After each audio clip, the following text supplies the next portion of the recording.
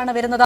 താങ്കളുടെ അഭിപ്രായം എന്താണ്? നിലപാട് പറയേണ്ട സ്ത്രീകളെ തന്നെ ഇത്തരത്തിൽ അല്ലെങ്കിൽ ഒന്ന് വിമർശിക്കുകയാണെങ്കിൽ പടിക്ക് പുറത്ത്, അതാണോ നിങ്ങൾ കോൺഗ്രസിന്റെ നയം? ഹലോ, പറഞ്ഞോളൂ, കേൾക്കാം. അല്ല, അങ്ങനെ അതിനോട് എനിക്ക് വിശ്വാസമില്ല. കാരണം എനിക്ക് പറയാനുള്ളത് അവരുടെ വ്യക്തിപരമായ അവർക്ക് സ്ഥാനങ്ങൾ ലഭിച്ചില്ല എന്നുള്ള രീതിയിലാണ് അവരുടെ പരാതികളും അവരുടെ സംസാരങ്ങളും അതുമായിട്ട് ബന്ധപ്പെട്ട് വന്നത്. ഞാൻ പറഞ്ഞത് അങ്ങനെയല്ല. എനിക്ക് നേരിട്ട് അനുഭവിച്ച അനുഭവങ്ങളുടെ പേരിൽ KPCC നടപടി ചെറുവിരൽ അനക്കാത്തതിനെ കുറിച്ചാണ് ഞാൻ സംസാരിച്ചത്. മഹിളാ കോൺഗ്രസ് സംസ്ഥാന അധ്യക്ഷയുടെ ഒരു ചോദ്യം ചോദിക്കാറുണ്ട്. ഇപ്പൊ മഹിളാ കോൺഗ്രസ് സിമിക്കെതിരെ പരാതി കൊടുത്തത് മഹിളാ കോൺഗ്രസ്. ഇതേ മഹിളാ കോൺഗ്രസ് അധ്യക്ഷയ്ക്കാണ് ബിന്ദു കൃഷ്ണ ഭർത്താവ് എന്നോട് അപമര്യാദയിൽ പെരുമാറി അതിന്റെ തെളിവടക്കം ഞാൻ പരാതി കൊടുത്തപ്പോൾ ഒരു വിരൽ ചലിപ്പിക്കാൻ ജബി മേത്തർക്ക് അന്ന് കഴിഞ്ഞില്ല. അവരുടെ സഹപ്രവർത്തകയായിരുന്നു ഞാൻ അവരോടൊപ്പം പ്രവർത്തിച്ച ആളാ. ഞാൻ തെളിവ് സഹിതമായി കൊടുത്ത ഒരു വാക്ക് പോലും എന്നോട് ചോദിച്ചിട്ടില്ല. എന്തിനാണെന്ന് അവർ ചോദിച്ചിട്ടില്ല.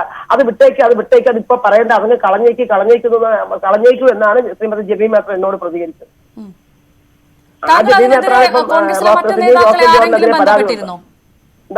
ഇത്തരം താങ്കൾ വലിയൊരു ആരോപണമാണ് ഉന്നയിച്ചത്. ഈ ആരോപണത്തിൽ താങ്കൾ കോൺഗ്രസിലെ ജബി മേത്തർ അല്ലാത്ത മറ്റേതെങ്കിലും നേതാക്കളെ ബന്ധപ്പെടാൻ ശ്രമിച്ചിരുന്നു?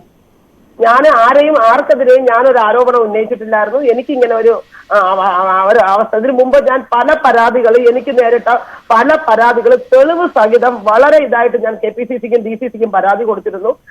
DCCയിൽ കൊടുത്ത പരാതി KPCC പ്രസിഡന്റ് അടക്കമുള്ളവരെ കണ്ണിൽ പെട്ടില്ലയോ എന്തോന്ന് എനിക്കറിയില്ല. അതിനകത്തൊന്നും ഒരു നടപടി ഉണ്ടായില്ല. ഇപ്പൊ തന്നെ ഞാൻ പാർട്ടിയിൽ നിന്ന് അല്പം മാറി നിൽക്കുവാണ്. കാരണം ഒരുപാട് തിക്താനുഭവങ്ങൾ ഈ പാർലമെന്റ് ഇലക്ഷനുമായിട്ട് ബന്ധപ്പെട്ട് എനിക്കുണ്ടായി.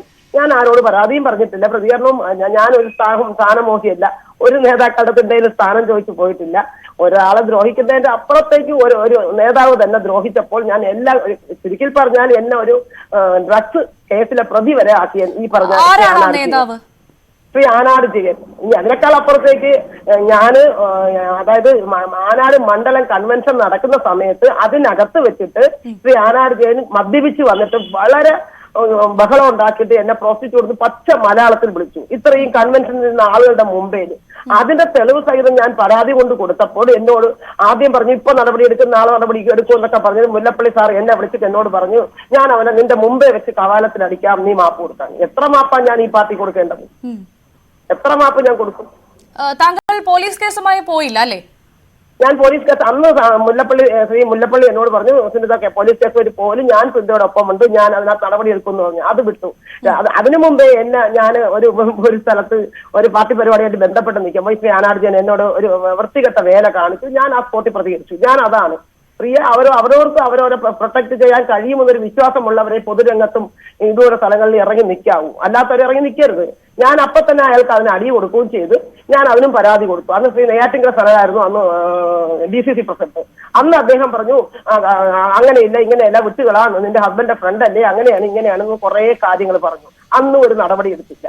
ഇപ്പോഴെനിക്ക് ഏറ്റവും വിഷമം ഉണ്ടാക്കിയത് പാർലമെന്റ് ഇലക്ഷൻ വന്നപ്പോൾ ഈ ലോബി, അതായത് ശ്രീ ആനാട് ജയൻ, പാലോട്ട് രവി അടങ്ങുന്ന ലോബി എന്നെ പ്രവർത്തനത്തിൽ നിന്ന് മാറ്റി നിർത്തി. ഞാൻ അടങ്ങുന്ന കുറച്ചുപേരെ മാറ്റി നിർത്തി. നേതൃത്വം ഒന്നടങ്കം അതിനെതിരെ പ്രതികരിച്ചു. അങ്ങനെ ചെയ്യരുത്. ഞാൻ എന്ത് കുറ്റം ഈ പാർട്ടി ചെയ്തു?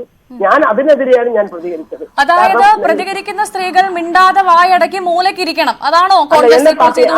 അന്ന് ഞാൻ ചാനലിൽ പ്രതികരിച്ചിട്ട് എനിക്ക് എതിരെ നടപടിയിലേക്കൊന്നും പാർട്ടി പോയില്ല. കാരണം അതിനകത്ത് ന്യായമുണ്ടെന്നും ഞാൻ പറയുന്ന സത്യമാണെന്നും പാർട്ടിക്ക് ബോധ്യം വന്നതിന് ആയതുകൊണ്ടായിരിക്കാം എനിക്കെതിരെ നടപടിക്കൊന്നും പോയില്ല. ഇപ്പോഴും ഇത്രയും ഒരു വളരെ ക്രൂരമായ അതായത് എനിക്ക് എന്റെ പാർട്ടി പ്രവർത്തിക്കാൻ എനിക്ക് അവകാശമുണ്ട്. ഞാനൊരു കോൺഗ്രസ്സുകാരിയാണ്. ആ അവകാശമാണ് ഈ പാർട്ടി നിഷേധിച്ചത്. അതിനെതിരെ ചോദ്യം ചെയ്യാൻ പോലും ഒരാളും നമ്മുടെ ബഹുമാനപ്പെട്ട പ്രതിപക്ഷ നേതാവിന് ഞാൻ പരാതി കൊടുത്തതാ. എന്നെ ഇതുപോലെ ഈ ശ്രീ ആനാട് ജയൻ ഞാനുമായിട്ടുണ്ടായ വിഷയം ഞാൻ പരാതി കൊടുത്തപ്പോ എന്നോട് അദ്ദേഹം പറഞ്ഞു ഞാനൊന്ന് പഠിക്കട്ടെ. ഒരു നടപടി എനിക്ക് അതിനകത്തുള്ള ഏറ്റവും വലിയ വിഷമം ഈ സാധാരണഗതിയിൽ ലോക്കൽ നേതാക്കളുണ്ട്, അവരാണ് ഈ സ്ത്രീകളോട് വൃത്തികെട്ട രീതി പെരുമാറുകയോ ഒക്കെ ചെയ്യുന്നത്. ആ ഒരു പരാതിയുമായി നമ്മൾ DCCയെ സമീപിക്കുമ്പോൾ അവർ ഒരു അന്വേഷണ കമ്മീഷനെ വെക്കും. ആ അന്വേഷണ കമ്മീഷൻ ഇന്നേ വരെ ഒരു നടപടി സജസ്റ്റ് ചെയ്തിട്ടില്ല. ശരി, വളരെ നന്ദി ശ്രീമതി ഞങ്ങളോട് പ്രതികരിച്ചതിന്. താങ്കളെ ഞങ്ങൾ പ്രൈം ഡിബേറ്റിൽ പ്രതീക്ഷിക്കുന്നു.